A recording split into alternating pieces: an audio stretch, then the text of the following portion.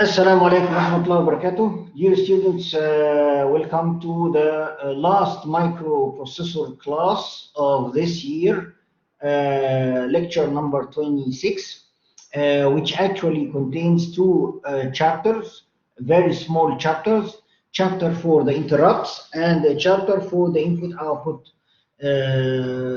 devices.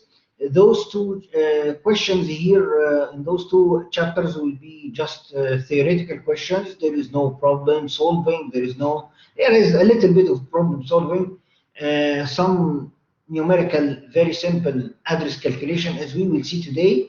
But most of the material are just theoretical. This actually to explain two important features of the microprocessor, which is the how can I interrupt the microprocessor and how can I perform input-output operations with the microprocessor. I have a question here from Maha. 3 questions of assignment 5. I thought that all the solutions are there.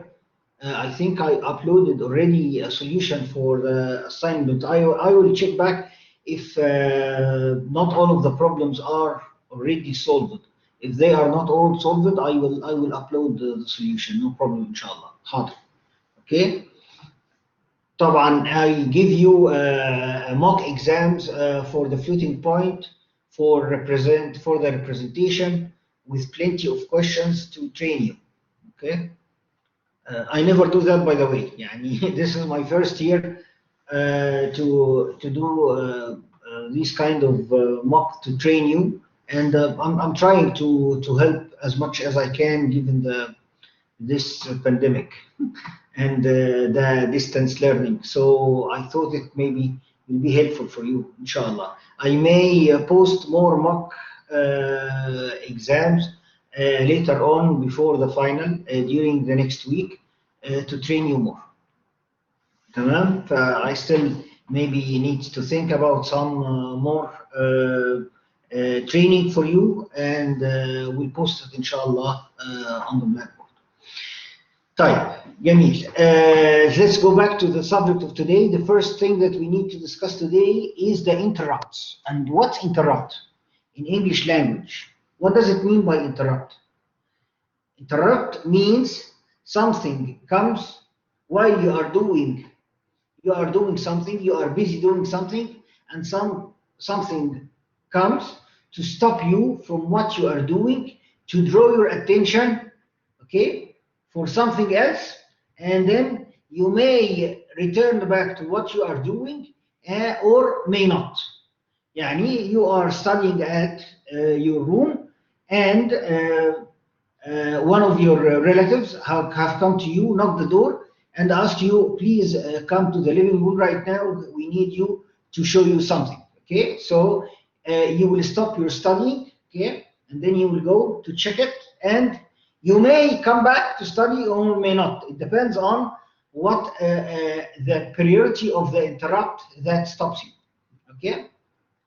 It's not disturbing. Yes, it is. It may be disturbing, but as a matter of fact, most probably the interrupt will come to pay your attention to something maybe important, maybe more important than what you are doing. Actually, the interrupt, okay, is the mechanism for the operating system or any of the peripheral devices to draw the attention of the microprocessor to something other than what's the currently microprocessor is executing.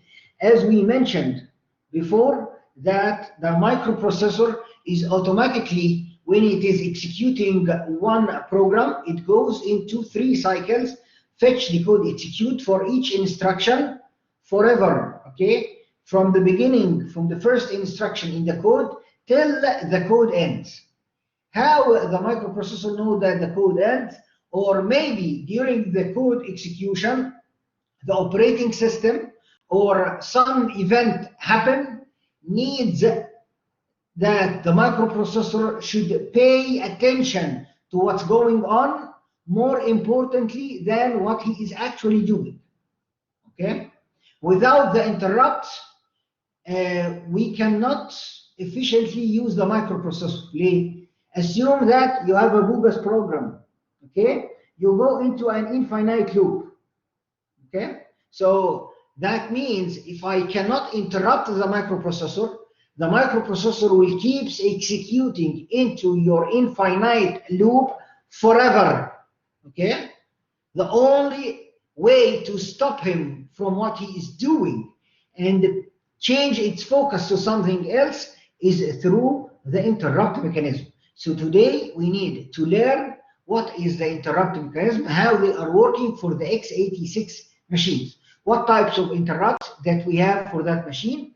Okay, so we are explaining what, why, and how. Why? We just mentioned why we need interrupts. We need to have a mechanism to be able to stop the microprocessor from what he is doing, pay attention, or go and execute some other code, and he may return back to the original code or not. Right. This is the first thing. Why we need interrupt, to understand why we need interrupt. Now we need to know what are interrupts and what are the different types of interrupts and how the interrupt mechanism is working in the x86 machine. Deal? Okay? Right. First thing, the interrupt involve both hardware and software.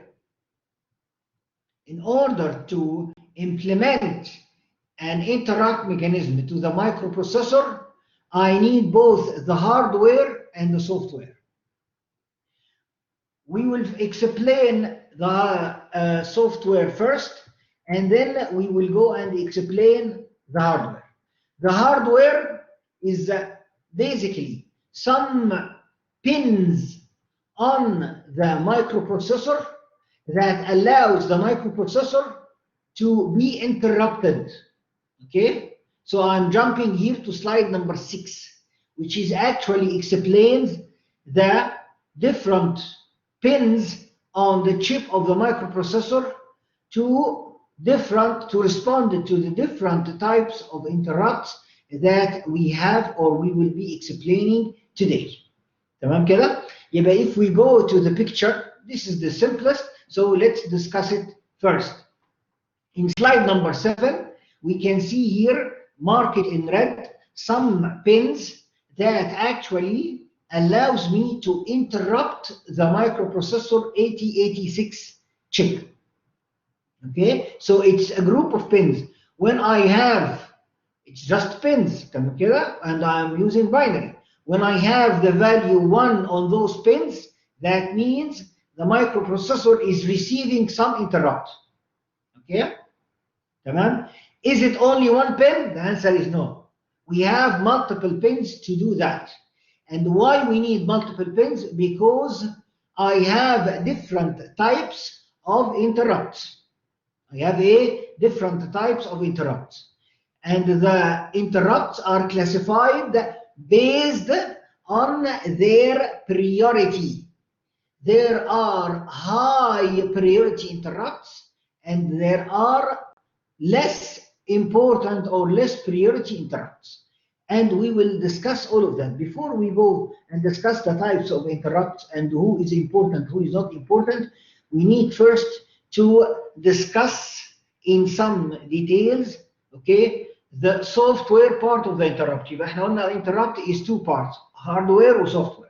Hardware, some pins on the chip of the microprocessor that allow me to send a signal, hey, please pay attention to me, there is something important that you have to do, please stop execution of what you are doing right now, the program that you are doing, and draw your attention to me. Tamam?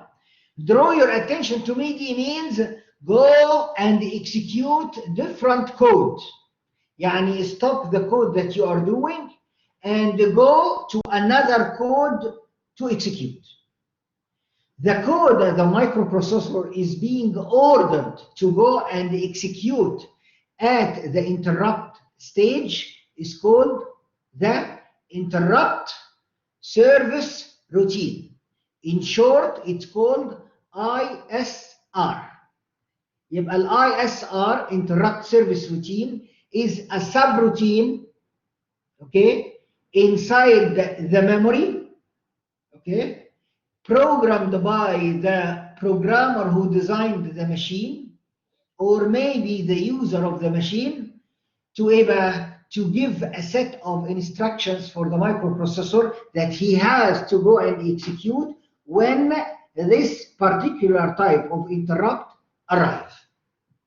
يبقى in terms of hardware, it is pins through which you send the signal of 1 or 0 to either interrupt the microprocessor or not interrupting it.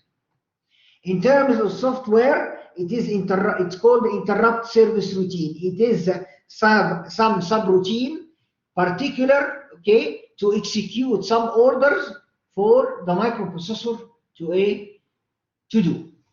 Right. What is the mechanism of the interrupt? We already learned before the call and return. حد فاكر الكول والريتيرن اللي شرحناهم؟ okay, في ال second part of chapter 4. يبقى the mechanism for the microprocessor to execute any interrupt is simply a far call. وحد يقول لي ليه far call؟ ليه هي far call؟ Why the interrupt service routine is considered to be a far call? Because it goes outside your code. You as a programmer, you write your code with your 4 segments, and your code is being currently executed inside the machine. Right. When an interrupt comes to the microprocessor, it's an order to the microprocessor to leave your program with all of its 4 segments and go outside your program to go and execute the interrupt service routine. The interrupt service routine is a subroutine that is outside your code. If we follow the slide number 3 here, I assume that the microprocessor is currently in instruction N in your code. And then an interrupt 32, okay, the interrupts are numbered through they have ID. كل interrupt has an ID, okay? يعني assume that some interrupt arrived at the instruction N. اللي هيحصل ايه؟ When the interrupt arrives, this is an order to the microprocessor to do a far jump.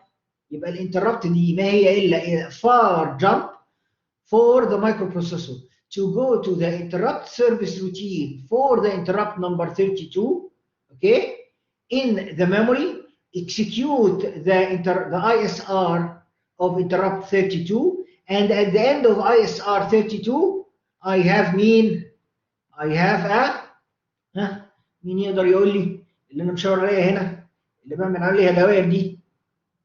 return.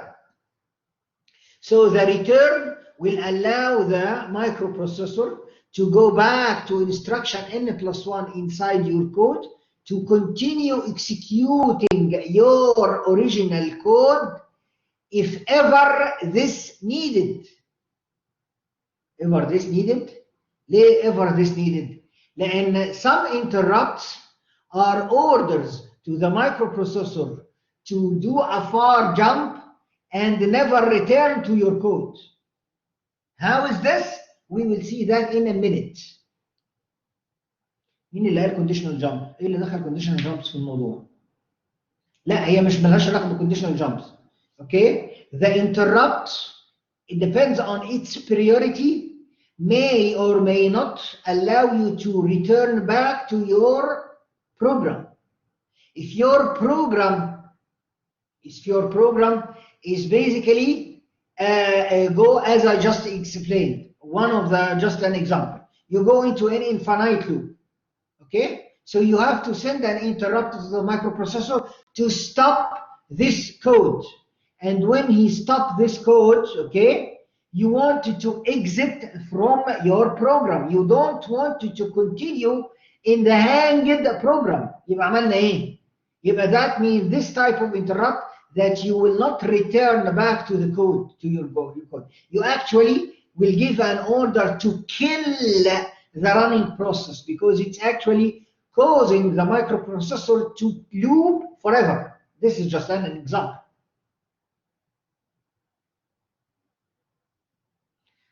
حاضر. لو صبر القاتل على المقتول كان مات لوحده، وهند بتسأل سؤال هنجاوبه in a minute.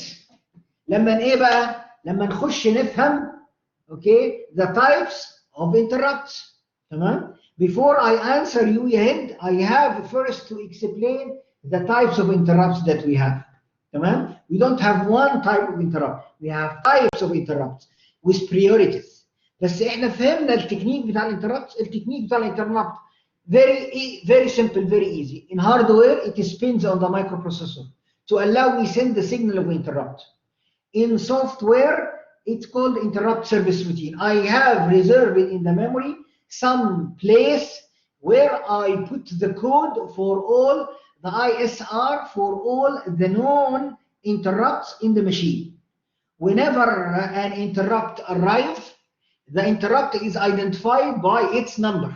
Okay, so if interrupt 32 arrives, that means I have to jump to the location of ISR 32 and execute it, and may return back to my code. Okay, so now it comes the moment that I wanted to explain the types and the priorities of interrupts that we have on the x86 and the most of the machines. We have 5 types of interrupts as slide number 4 is indicating. They are prioritized based on their priority.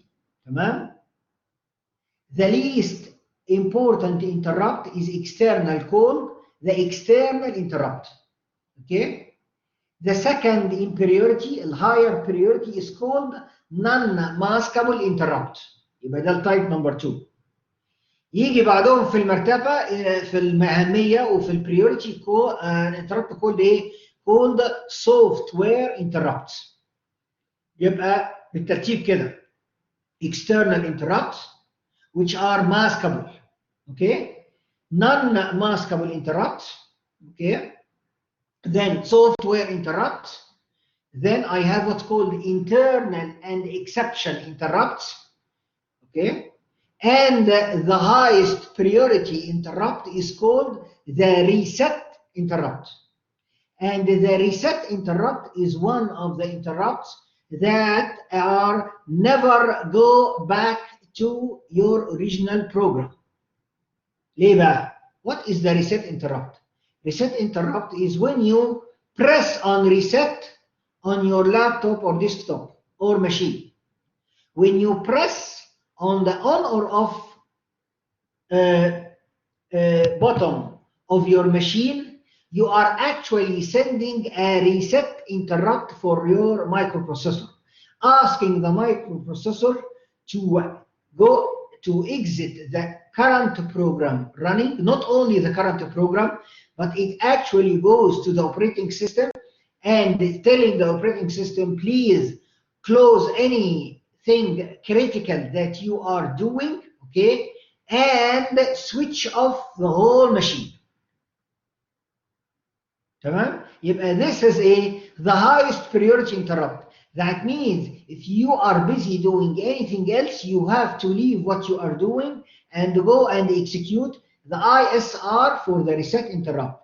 And this is never come back interrupt. When you press on the reset button, انت اساسا بتقفل المكنه كلها. تمام كده؟ Agree? طيب. What are the different types of interrupts? We will go over each of them and explain, okay, each one of those other 5 interrupts. يبقى احنا شرحنا اول واحد اللي هو ال highest priority interrupt اللي هو ال reset interrupt. By the way, the reset interrupt is received فين بقى؟ على حاجه اسمها ال reset pin.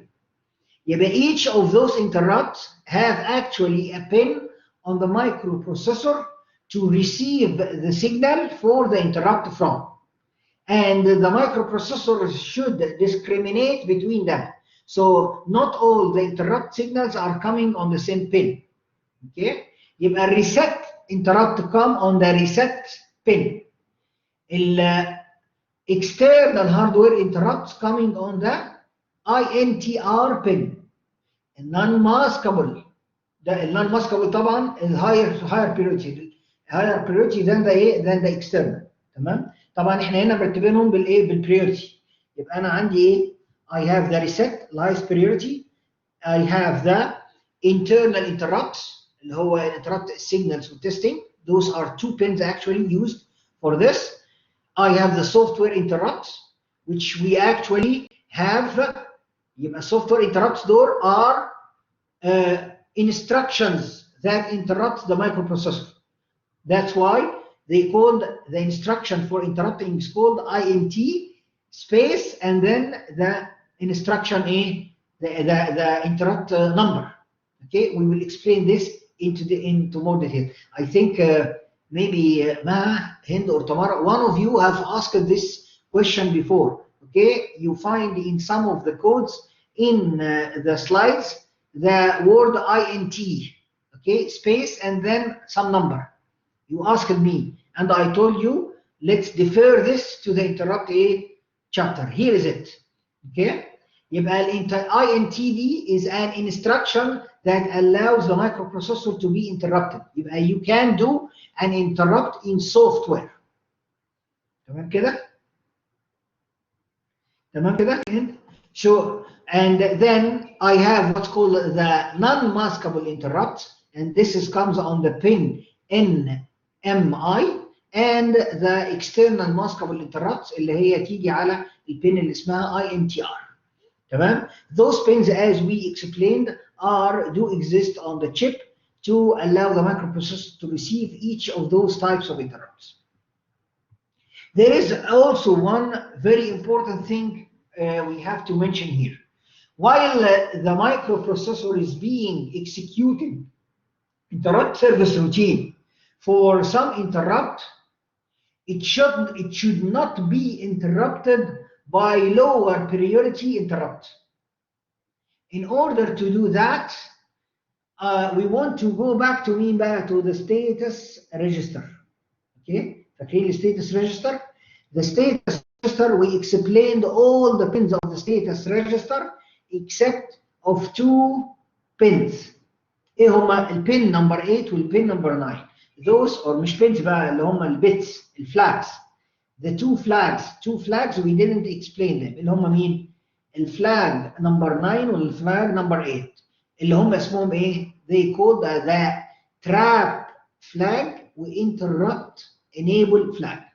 Okay, those 2 flags are actually, when you set them to 1, that means you are already, okay, that means you are allowing interrupts. So you have to clear them to zeros before you go and execute the interrupt service routine.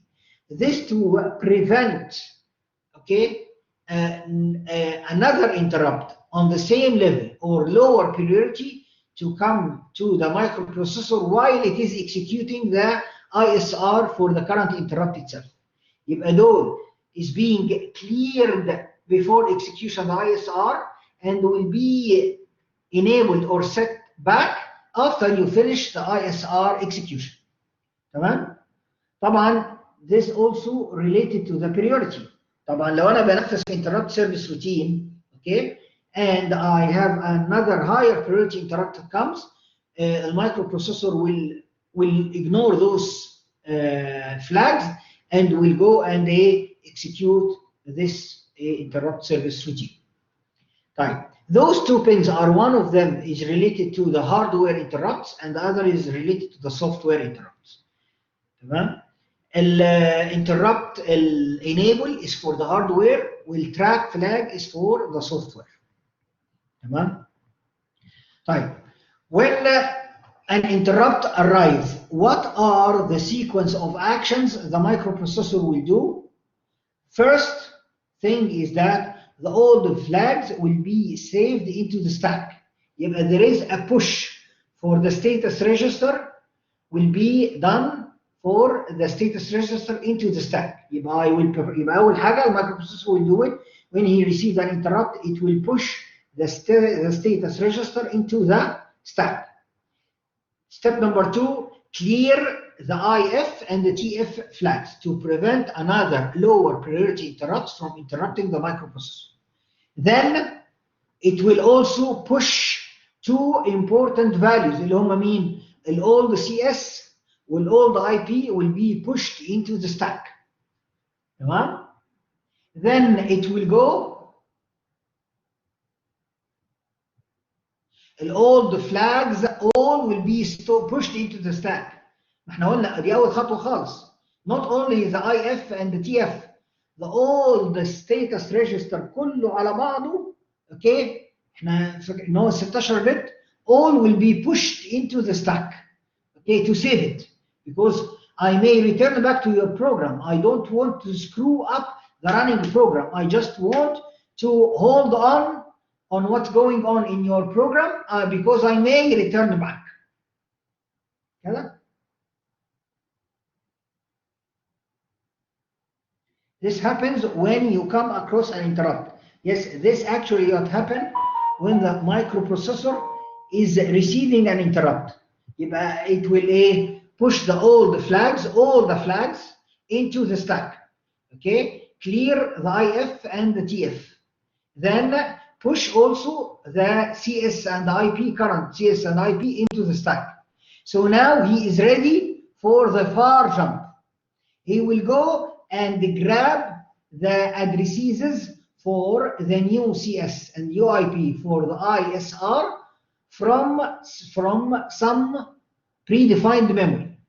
Okay, this is called actually the interrupt vector table. Okay, so he will go to some hardware memory to grab the CS, the new CS and the new IP. We will explain this shortly. Okay, the new CS and new IP will be read, will be populating the CS and the IP, and the program execution, okay, will be resumed in the instruction service routine, the ISR. Okay, and then after the interrupt service routine finish, I will return back to where I am. Fine. Now assume that I received an interrupt number 50. Okay, how can the microprocessor know where is the interrupt 50 CS and IP exist? Each interrupt service routine is stored somewhere in the memory, and I want to know where is my interrupt service routine. So I need to get a value for CS and a value for IP. From where I will get those values for my ISR? I will get them from what is called the interrupt vector table. This is a small ROM that is actually storing the addresses for where the interrupt service routine do exist. Okay, the size of this small memory is 1 kilobyte, and this 1 kilobyte carries 2 pairs of 16-bit values for each interrupt. Carries 2 pairs of 16-bit values for each interrupt. Value for the CS and value for the IP. Yes, it is a ROM. This is a read-only. That means the values here will be actually during the manufacturing of your machine. يعني when they set up, when they actually developing your machine, this ROM will be populated with values at the setup time. تمام؟ يبقى الvalue of CS والvalue of IP each of them is 2 bytes. تمام؟ يبقى each interrupt needs in the IVP the address pointer table, the APT needs how many bytes to be reserved. في كم بايت محجوزين هنا لكل interrupt؟ 4 bytes. 2 bytes for the IP value and 2 bytes for the CS value. طيب, how can the microprocessor know where to go inside this table? Okay, here it is a predefined addresses. يبقى احنا دلوقتي خلينا قبل ما نتكلم عن ده الحجم بتاع الميموري دي قد ايه؟ 1 كيلو بايت. تمام؟ each interrupt needs how many bytes in this table? Needs 4 bytes. 2 bytes for the IP and 2 bytes for the CS. So when I divide 1 kilobyte over 4 bytes, that means this table is support up to 256 interrupts. 256 interrupts. اللي هو division of 1 kilo by 4 يديني 256. I have 256 different interrupts can be supported in this machine. Right. Those interrupts are numbered. Each of them has what we call the vector. The vector ده اللي هم 4 bytes for each interrupt. 2 IP values and 2 CS values. Right.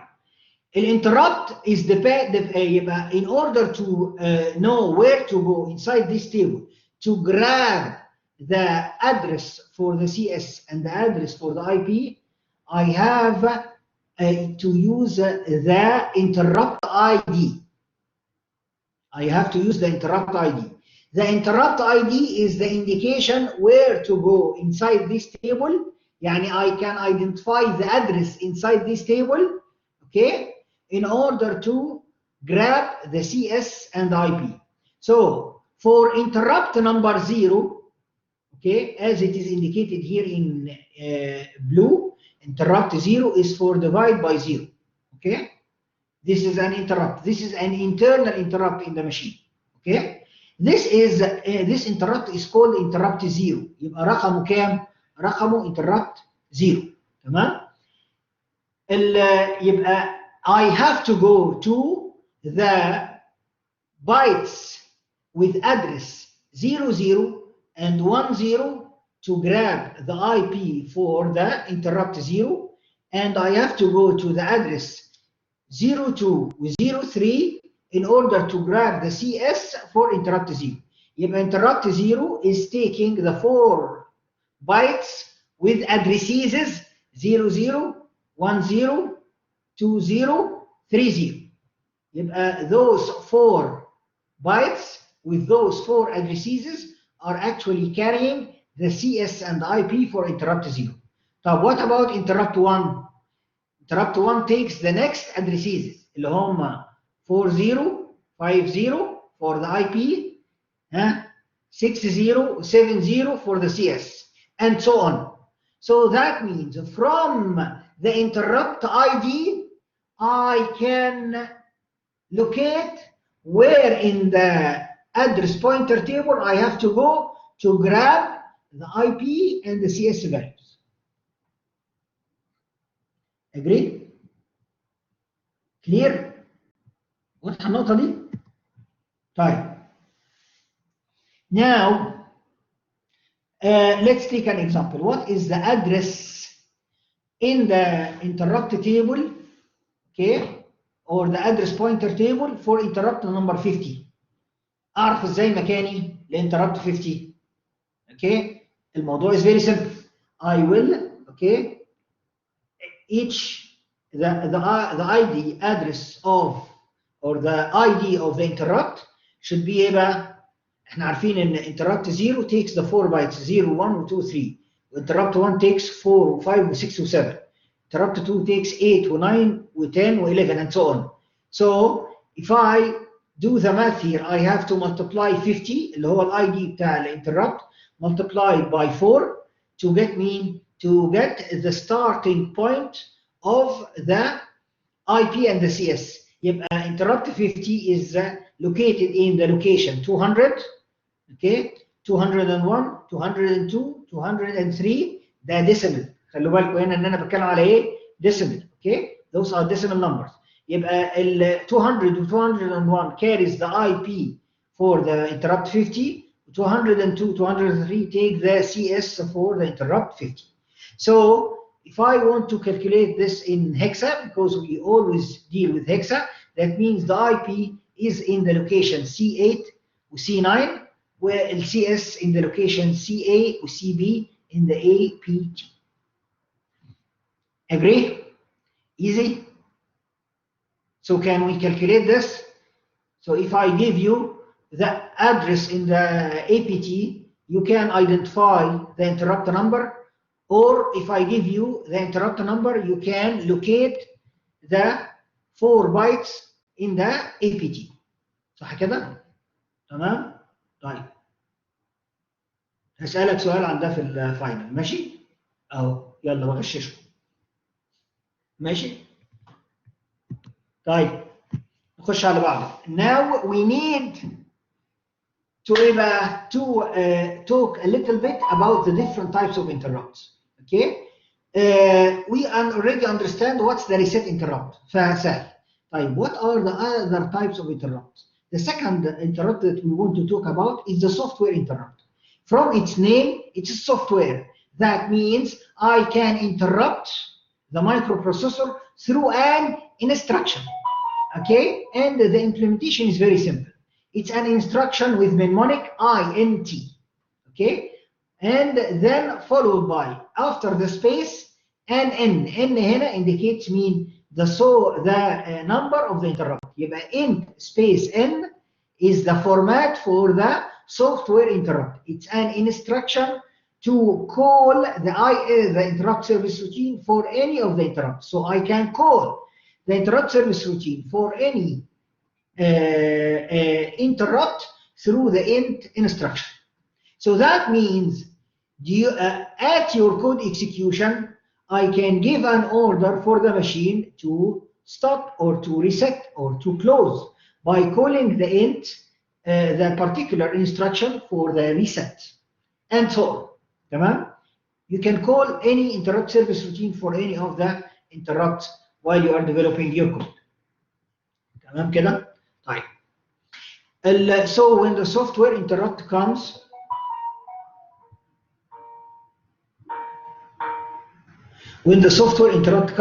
okay, what happens? This is exactly typically what's going on. Okay, this is just repeating of what we have just mentioned. Okay, I'm saving the flags into the stack, clearing the TF and IF, save the CS and the IP into the stack, read the IP50 or CS50 from the APT, add the locations CA to CA. Okay, and then execute the interrupt service routine 50.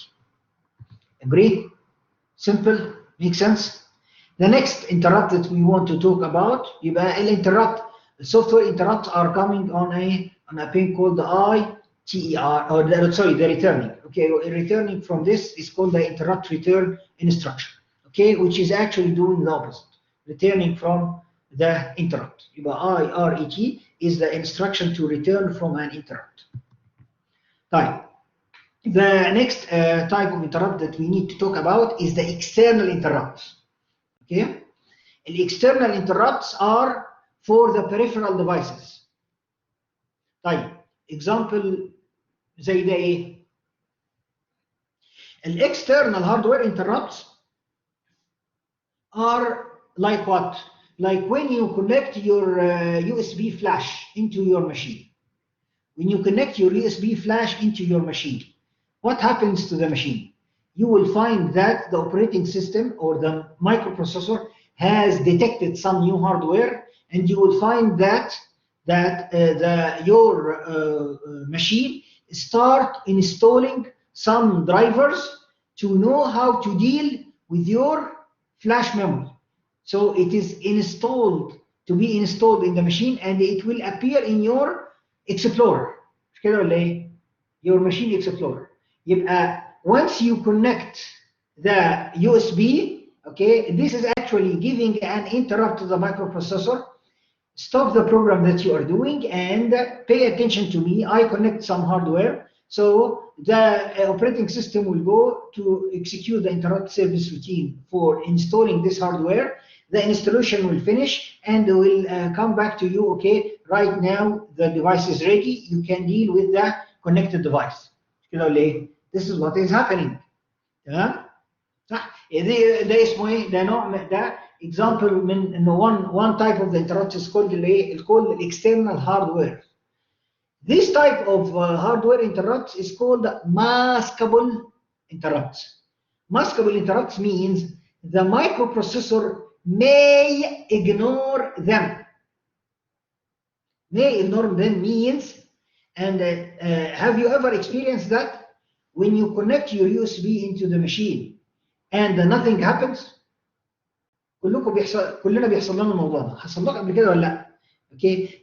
Why is this? Because connecting this hardware is maskable. Maskable means that the microprocessor may be at that moment doing something important or having a higher important interrupt, or actually the software that is running is masking the flag for the hardware اللي احنا سميناه الانتربت flag.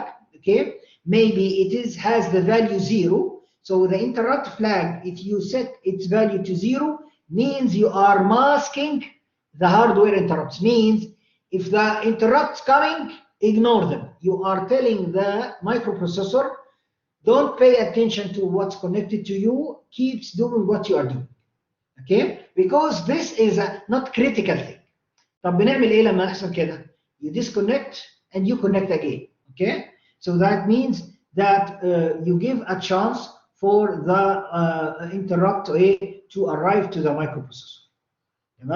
And this comes to the pin that's called INTR. Right, and this is controlled by the interrupt enable flag, as we just mentioned. You can actually, there is kind of a, you can actually control the interrupt flag through two instructions called the clear interrupt and the set interrupt. Those two instructions allow you to enable or disable the external interrupts. Okay, so if I wanted to enable them, I will set the interrupt flag or reset it through clearing, enable and disable the maskable interrupts. This is actually the lowest priority interrupt, as you still remember. The next type of hardware interrupt is called non-maskable. The non-maskable, the microprocessor cannot ignore them. He may delay them, but he will never ignore them. Okay? The difference between the external interrupts and non-maskable interrupt is the external interrupts are maskable, but the non-maskable interrupt can be delayed. Okay, so that's why they have another pin called the NMI pin. Okay,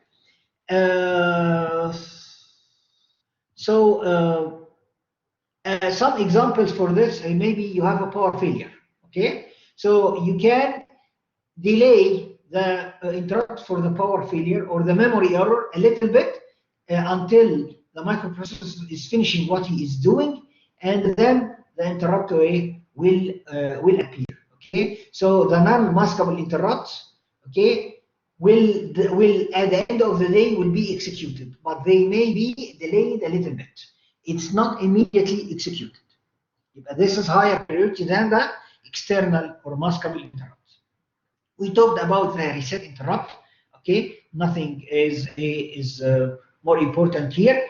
We need now to talk about the two other types of interrupts. One of them is called the internal interrupt, and we already talk about the software interrupt. The last interrupt that we need to talk about is called what? The internal interrupt. The internal interrupt is an interrupt happens during the execution of your program. Do you still remember the exceptions that we talked about in the floating point, the x87 machine, 8087 machine?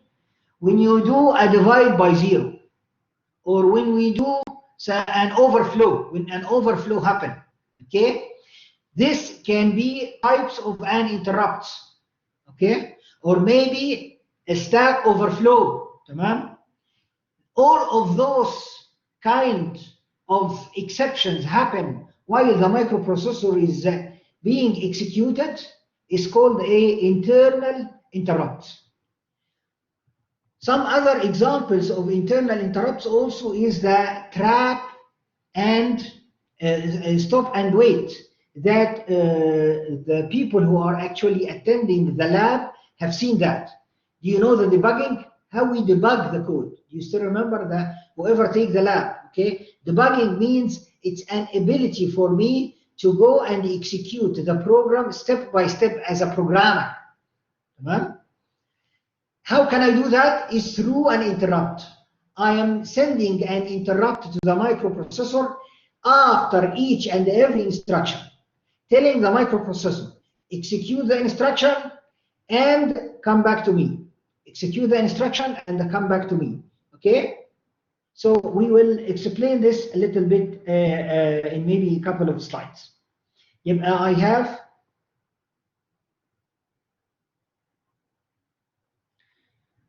here is a question here. If did with okay, will these completely stop your program, or will they just ignore that instruction? I can't understand the question yet. اشرحي السؤال بتاعك بيسهب شوية.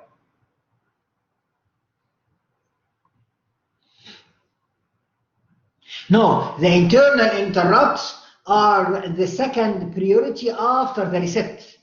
Remember that internal interrupts are not ignored. These comes the next in the priority after the reset. طبعا الريست مفيش priority عنه. ده أهم واحد. Okay? Internal interrupts, okay, it depends on the interrupt service routine. Okay? What do you want to do after executing or within the execution of the interrupt service routine? How you program the interrupt service routine. Remember, okay, the APT is just storing the CS and the IP for the ISR, but the ISR itself is programmable. طبعا there are some ISRs like the reset is programmed by the manufacturer of the machine, but some ISRs are programmed by the end user. So you can actually telling the microprocessor what actions he have to do when an overflow happening. Okay, so you may not return to the code after executing the internal interrupt. It depends on the type of the internal interrupt. As we mentioned, we may divide by zero. You may do an overflow. It may be a signal, step and signal, breakpoint. Okay, all of those are called an internal interrupts. طبعا internal interrupts are controlled by the trap flag. تمام؟ يبقى if the trap flag is 1, that means I'm allowing internal interrupts. If the trap is 0, that means I'm not allowing them. تمام كده؟ طيب. انواعهم ايه؟ او يعني examples for internal. يبقى internal interrupts is not just one type of interrupt. There are family of interrupts, and all are related to the execution of the program while it is running. Okay, like as we just mentioned. Okay, divide by zero, overflow, error. What do you want to do? If an overflow happens, okay, you may ignore the overflow, or you may go into some procedure to, as an example, printing some screen or some message on the screen, telling the user, hey, there is an overflow happening, or hey, there is an divide by zero happening, or there is a stack overflow happening, something like this. Okay. So the interrupt service routine, based on the code executed there, okay, may do different actions and may return back to your code or may not return. It depends on who is programming the ISR for a particular type of interrupt. Okay, one very important type of the internal interrupts are the signal and the breakpoints. Okay, whoever take the lab is actually have seen this in the lab. These types of interrupts allow me to interrupt the microprocessor after the execution of each instruction inside your code. Okay, when you run your code through some software called the debugger, okay, the debugger is actually inserting an interrupt after each and every instruction of your code. That means the microprocessor will execute one instruction and will execute the interrupt of the debugger. One instruction, interrupt of the debugger. One instruction, interrupt of the debugger, and so on. This interrupt of the debugger will allow the microprocessor to stop execution of your code and change its focus to other window. Okay, maybe the Visual Studio window, maybe your terminal for the end user, waiting some action from the end user after the execution of each instruction in the code. We call this step into or one step ahead, breakpoint. Okay, but when you run your code through the debugger, this actually inserting an interrupt after each and every instruction in your code. So it is one example for the utilization of the breakpoint or the signal A step or single step A execution. Huh? Right. To do that, we have actually two instruction is called halt and wait to do that. Those two instructions is actually send interrupt signals to the microprocessor to stop the execution after each and every instruction execution in your code. Okay, so now comes the summary of the instructions supported by the 8086 machine for the interrupts. We can summarize them into the following table. So as the table shows here, we have the clear interrupt flag, set interrupt flags, those two to clear and set the IF flag to allow or disable the external interrupts. The instruction int n that actually do all of those actions, push the flags, push the CS, push the IP into the stack, clear the flags, then call the interrupt service routine, depends on its number. And wait me a little bit here, I'm getting a call.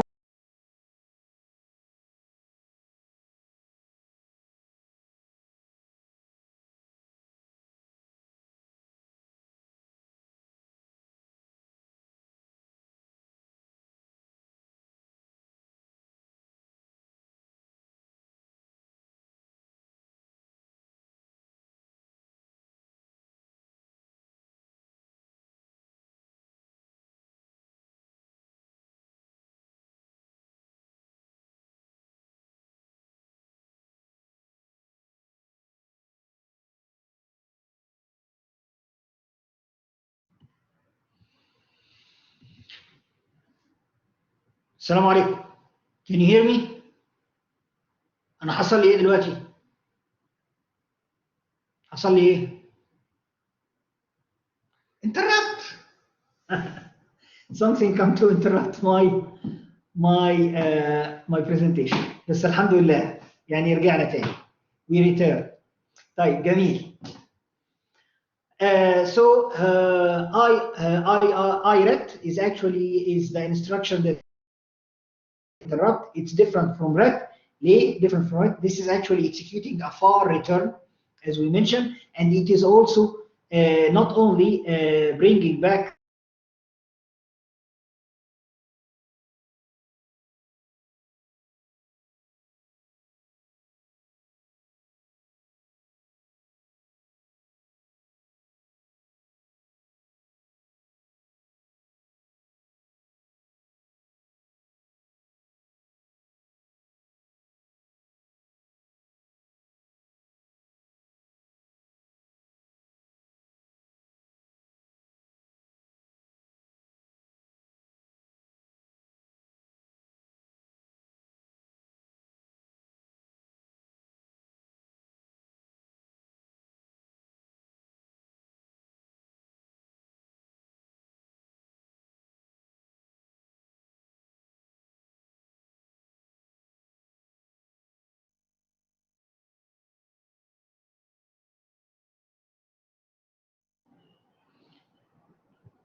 السلام عليكم.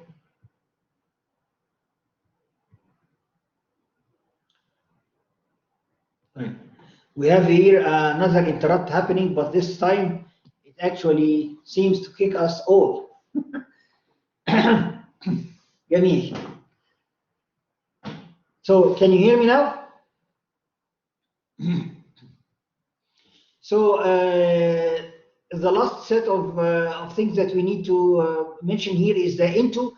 Into is actually equivalent to interrupt 4.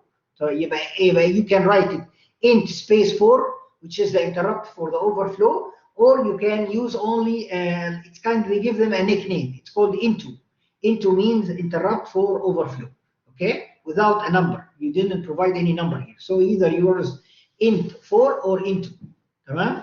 طبعا we are not programming as an end user. You are not programming your interrupt service routines by yourself. Okay, usually who is coding for the interrupt service routine is the operating system programmer. So this is something that is defined by the operating system programmer. Operating system programmer is putting all the interrupt service routines for all of the interrupts. هو انا مش طيب بعد ما طلعنا من الفاصل الشيرنج اتقفل.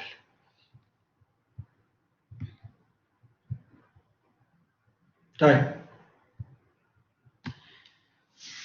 سو والريكوردنج كمان حاضر. لا الريكوردنج شغال، الريكوردنج ما حدش قرب، الريكوردنج بيفضل شغال لغايه لما اوقفه. تمام خلاص. يبقى into is similar to int space 4 and this is interrupt for overflow. تمام. last two instructions halt and wait, and those are actually those are what is the actually debugger is inserting each and after each and every instruction in your code in order to allow you to stop execution while the code is running, to send an internal interrupt for what? For your code. Okay, that's it. That's actually all about the interrupts that we want to learn. I think the subject is so we cannot like teach microprocessor without going over this subject. So we actually dedicate this set of few slides to cover this. A next subject, which is even smaller and simpler, is what's called the input-output, the I/O. Okay. معايا يا شباب؟ طيب. I/O means that we want the microprocessor to start dealing with the input-output devices. Okay. We mentioned before that the bus system bus. هنرجع بقى back فين؟ للchapter number 1 ولا chapter number 2. chapter number 2.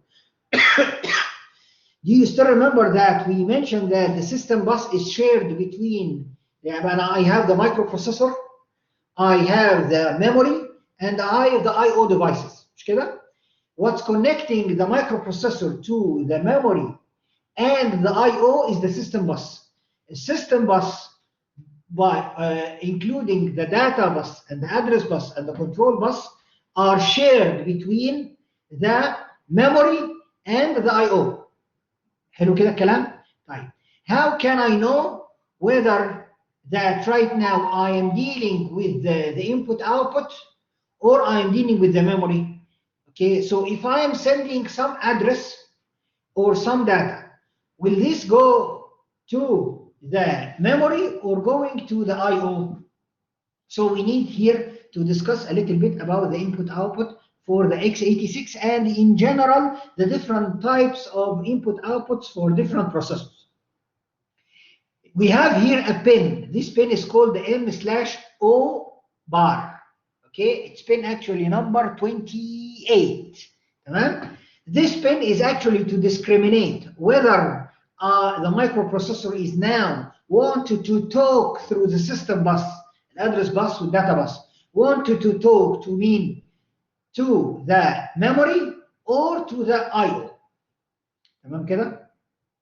Agree? طيب. if this pin has the value 1, means I'm talking to the memory. If I set this pin to 0, that means the address that I am having and the data are communicating between the microprocessor and the mean and the input output type.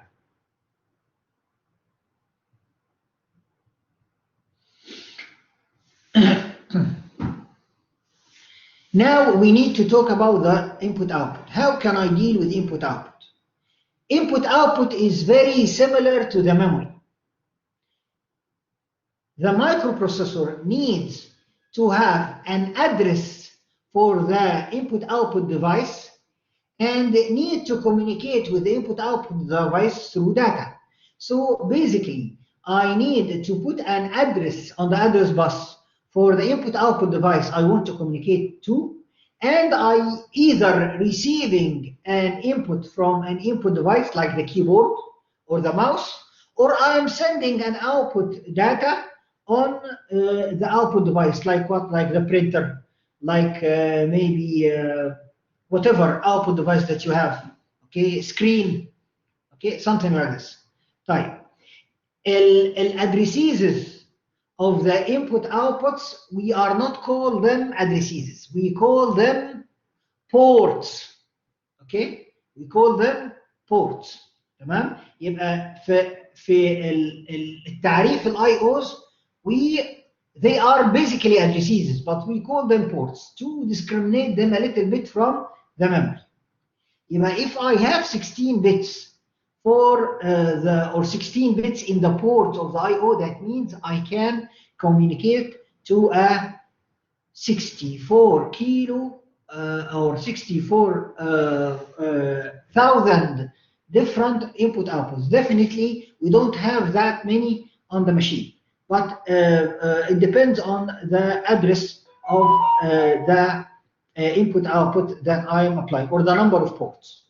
Forget about this, we are not covering this slide or these details. This is actually showing you how can the address and the data buses are shared between the input, the I/O and the memory. We will skip that. The most important thing that we want to learn about the input and output is how the input and output is being performed on the x86 machine, and in general the types of the input output. We have two types of input output. We have what's called the isolated input output, and we have the memory mapped input output. We need to understand the difference between them, and at the end of these slides we have a very nice table that actually compare between them. First of all, let's first talk about the isolated input output. What is the isolated input output? Isolated input output, as we just mentioned, we have, instead of using addresses, we have what's called ports. And the ports are addresses for the input output devices. If machine is designed to have isolated input output, that means I need separate set of instructions for the input output. Yep, I cannot use the move to do input. I have to use a separate instruction for the input output. And I have port for each input output device. يبقى الports here are also numbered. يبقى ايه؟ numbered. Port 0, port 1, port 2, port 3, and so on. We have 16 bits for the ports for the x86 machine. That means I can have up to plenty. This is plenty number of input outputs that the machine can deal with. Okay? Type.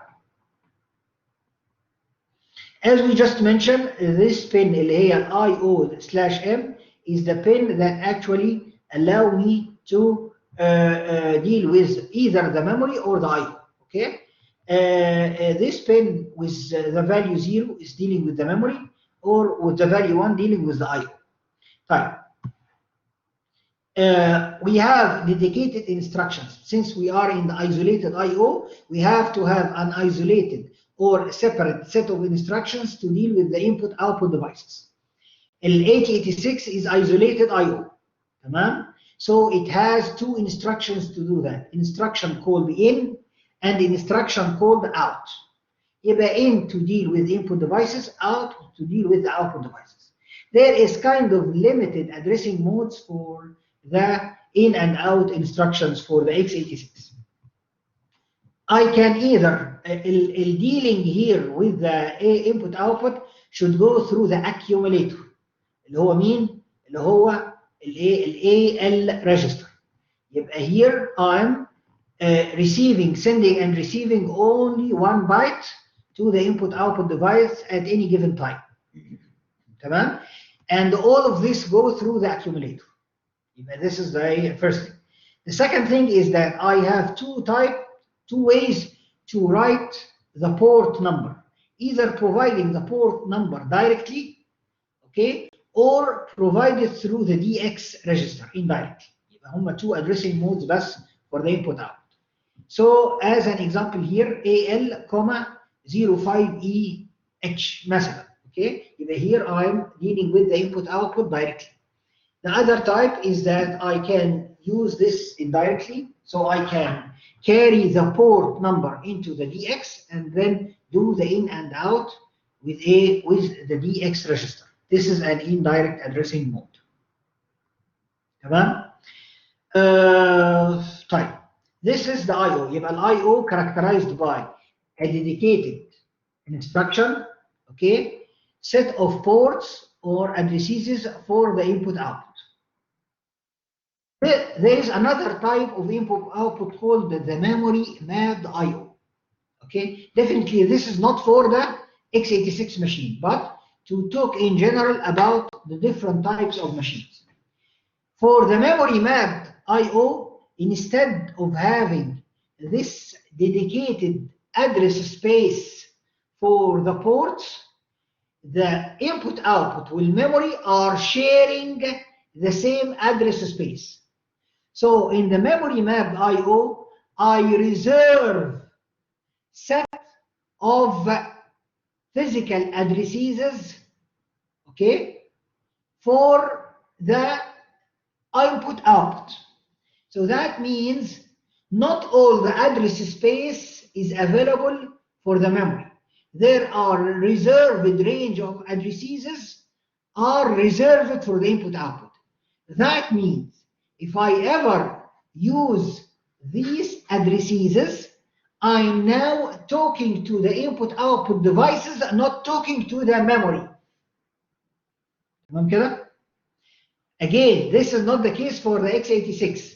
I'm just explaining to you that in architecture, they can build the machine with either isolated input output or memory mapped input output. Tamam?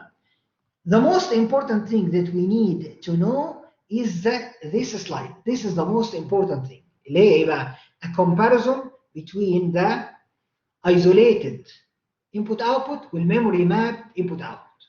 There are 4 factors for comparison between the isolated I/O and the memory mapped. أول واحد إيه؟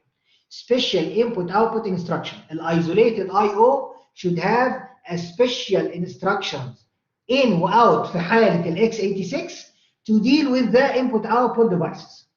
طيب. How this is implemented in the memory mapped I/O? لا بقى.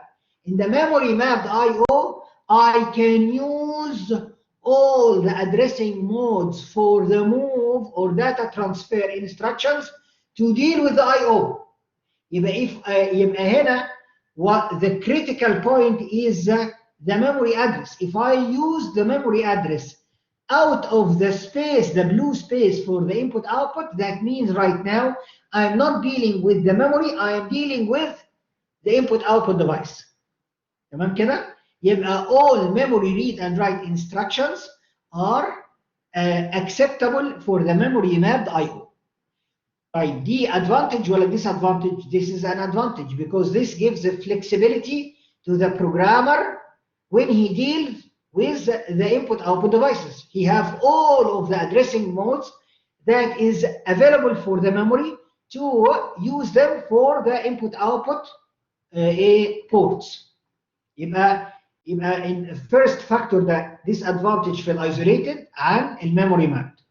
طيب second difference between the memory mapped and the isolated is that is an advantage in the isolated.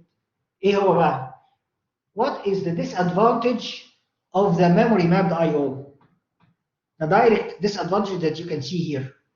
Since the input-output is sharing the same address space as the memory, I have reserved this blue area to the input-output.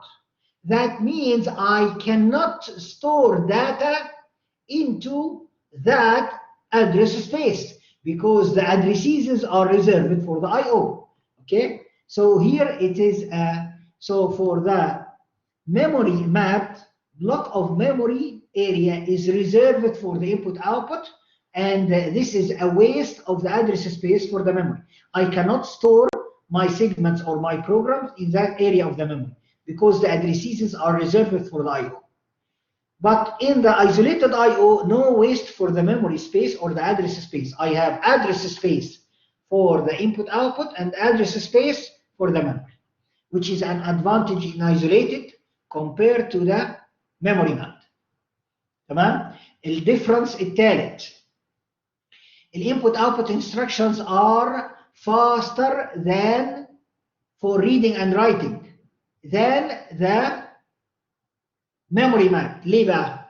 لأن in memory mapped microprocessor will go and you are giving a move to some input-output device. Microprocessor should go and check. This should be go to the particularly to the memory, or this should be rerouted to the input-output. So there is a delay to identify first, is this an address in the memory or it is a port for the output?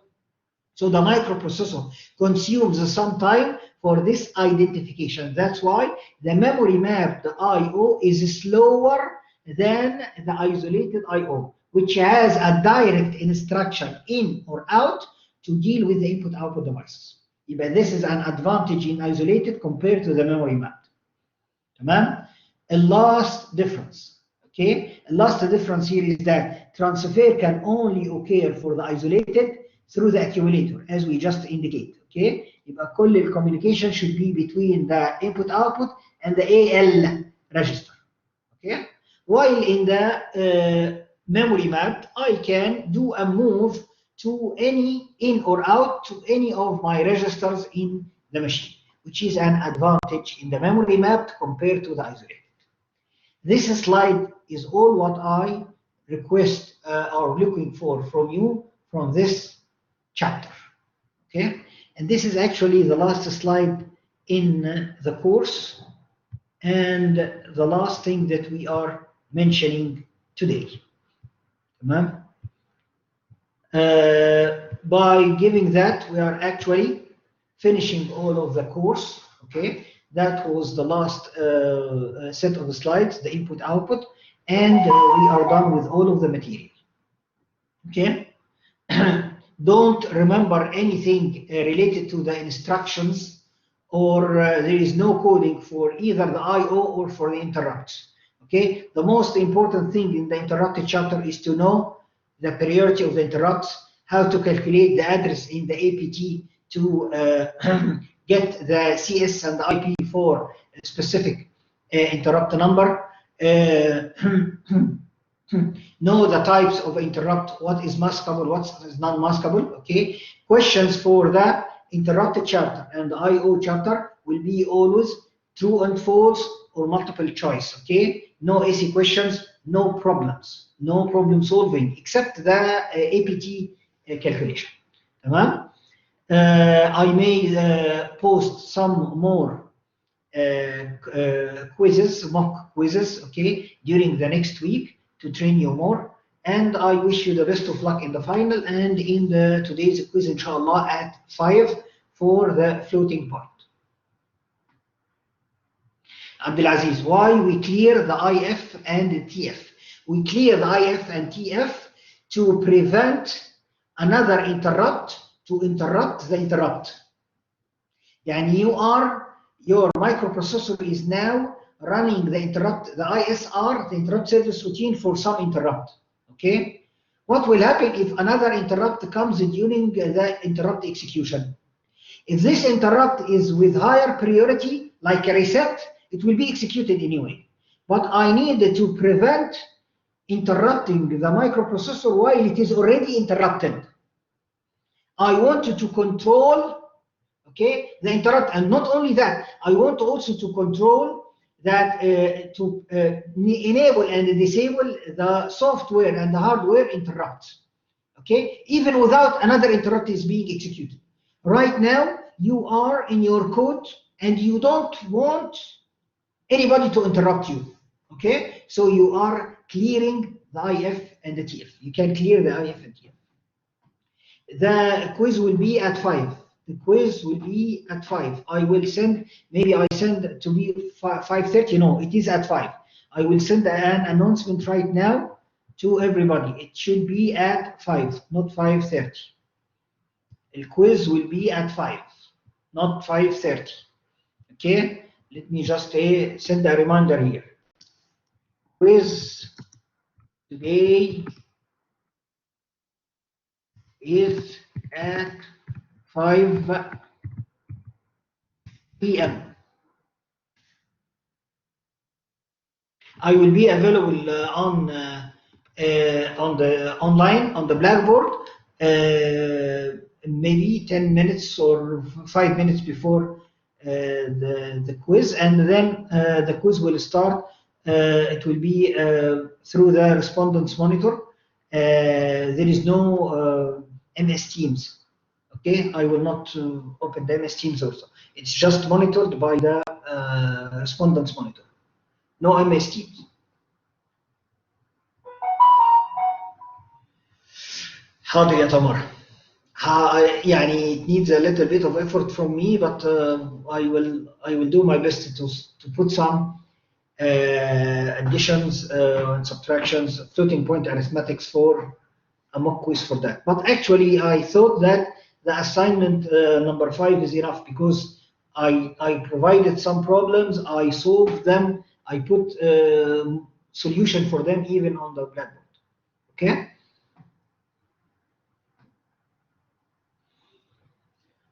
تمام كده؟ حد محتاج مني أي حاجة؟ I really would like to thank you, and I enjoyed teaching you this semester, and wish you the best of luck during your study and for the next semester, inshallah. Thanks all, and see you today and then in the finals. I will be available definitely for any questions during from now till the end of the till the final. If you need anything from me, you just ping me on the MS Teams, and I will just answer your question. Tamam? Please don't forget to do an evaluation for the course. I see like maybe only half of the classes already evaluated the course. I do really need to hear your voice, to hear your opinion about the course and the material. This allows me to enhance the material more. So please take like 2 minutes from your time to do that. Thank you. Wish you the best of luck, and good luck, inshallah. Let's stop the recording here.